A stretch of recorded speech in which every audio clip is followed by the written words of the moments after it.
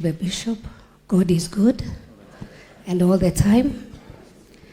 Mine is to bring my condolences to the family of Liz Yake. Liz was a mother to me and a friend, and we're in the same fellowship together, concerned brethren. All I would ask you, remain united, and may God light your path as you continue burning the candle that Liz started. May God bless you so much.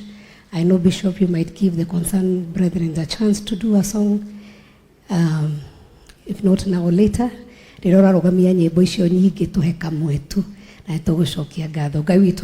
concerned brethren, maybe you can just stand. Bishop,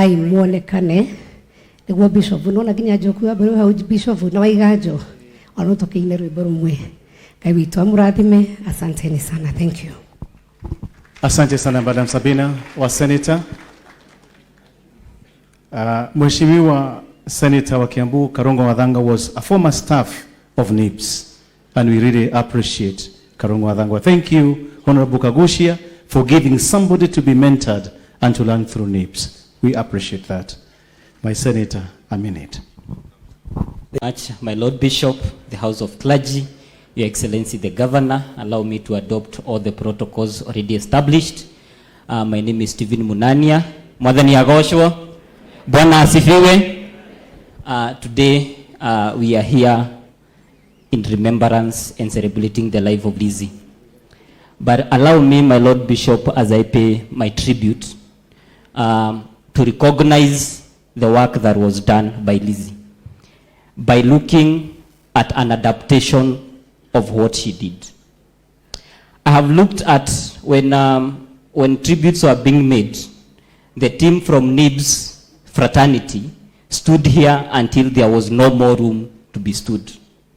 The students were across the entire pavilion.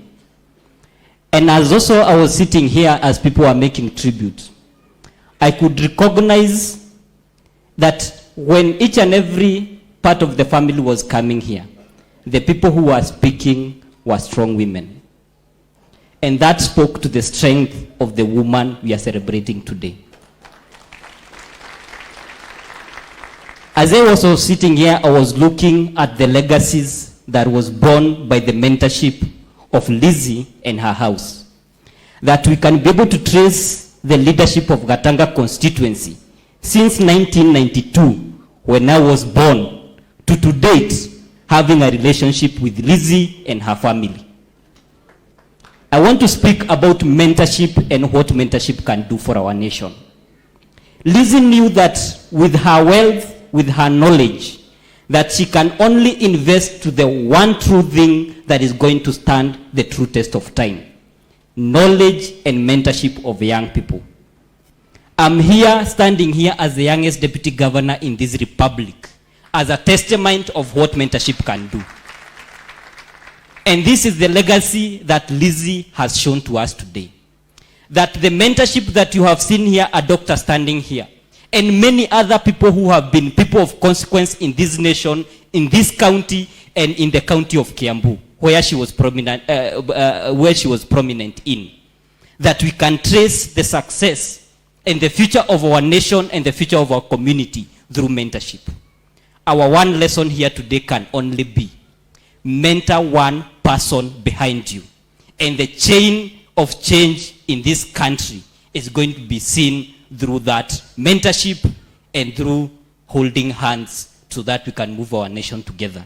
My Lord Bishop, allow me to take this opportunity to welcome His Excellency the Governor, Dr. Irungo Kangata. Karibu sana, Your Excellency. The Lord Bishop, another bishop in the House of Clergy, the family of Lizzie, the various leaders, deputies of Parliament, Gainemwega. I start to give apology of the women rep Betty. She was supposed to come, but she is in another meeting, and therefore, please accept her apology. Secondly, on behalf of Murang'a County government and the Murang'a people, we are very saddened by the death of Lizzie. Because in Lizzie, we see the meaning of the people of Murang'a. Murang'a people are hardworking, in particular the women of Murang'a.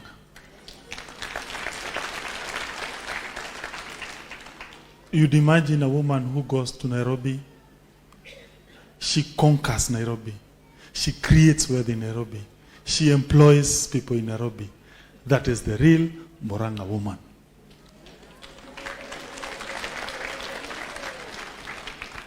We, those of us who are left leading the people of Murang'a, we have a singular duty to make other young children, in particular girls, new Lizzies of the next generation. Twina murigo wa guthondeka ciana ingi cihuane Lizzie. Ati miaka igoka cigakoragwo na mathukuru manene ta Lizzie iria ihari Ruiru. Ciana ati miaka igoka ciana icio ni igakoragwo cina mikawa teo ithondeketwo ni muiritu uyu gwitwo Lizzie. Uyo niyo legacy ithuĩ twĩ atongoria a Murang'a tungihota gutigira generation ino iroka. Njuge ni njui na turemwo ku replace Lizzie as a family, but I can assure you as Murang'a government, Liz will forever remain in our psyche as people of Murang'a. And we are doing our little attempt towards that journey of trying to contribute towards creating other successful business people in Murang'a of the next and present generation. I'm not so sure whether we shall be successful, but we are doing our little contribution towards that journey. And therefore, we pray that the family, as you look at your late mom, your late sister, Murang'a people are very proud of the heroine. We loved Lizzie for sure. Kuihoya ngirikia ndagika imwe some announcement tondu ndigatanga, just an announcement. Njire andu agatanga thibitari no yakirwara ni turamihingurire na toyo tu turageria ku expand ona thibitari ya Kandara ni turamakire ward igiri, ona Kenneth Matiba Hospital area ihare Makeji itigiti hanini irike twehere haria Keno, ona Maragwa, ona kundu gwitagwo Murang'a ni turami expand.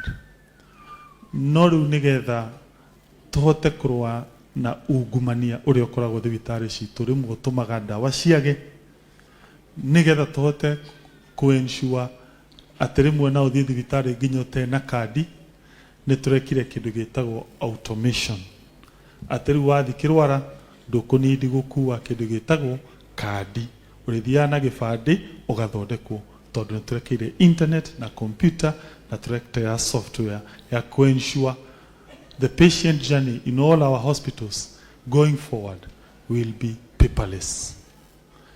Advantage yoguo ni riri ati one, ugithi hau utwike no watumwo Kenyatta, wathi Kenyatta ndukurio your medical record, ndagitari ari hinya computer akona miaka iyo yothe ukoretwo githondekwo ki. Secondly, to ensure ni tura seal gaps iria cieku. Ngumwira iyo journey ni go take a little bit of time tondu no mwaka andu mekwo registration into that system. Koguo ngithie kirwara wone wacererwo ugutungatirwo ti uru, ni process iyo ya ku automate irathi na mbere in the entire Murang'a county. Secondly, njuge he maundu maria tugika campaign twamwiragira which were areas cigie kumuhe kadi cia NHIF, kuhe ciana cia ushuru na maundu macio mangi maria twamwiragira nginya megie community projects maria matumite kundu ta kirwara twikire kabro. Ni tuguthi haria na mbere kugeria kuringana mandate iria mwatuheire kuhingia maundu macio twamwirire. Thengio Ngai amwikega. Thank you very much, Your Excellency. Want to invite, is it Ethan Wanyoike, who's reading the Bible passage, to just come. And as he comes, want to recognize the Deputy Vice Chancellor of Kenyatta University. I know she read her tribute in the memorial service. Where are you? The Deputy Vice Chancellor, asante sana Prof. Asante sana daktari, asante kwa kuja kuwa pamoja nasi. Can I also appreciate the Ken Garoya from Media Max? Alikuwa amesimama au hajasimama? Oh, sorry. We appreciate you, Ken. Thank you very much. Ethan, you can read. Come here and read. And praise team, prepare as we welcome the preacher.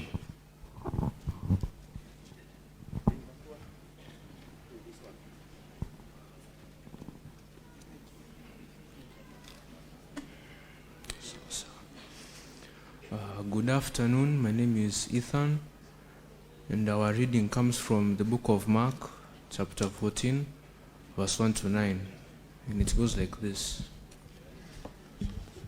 It was now 2 days.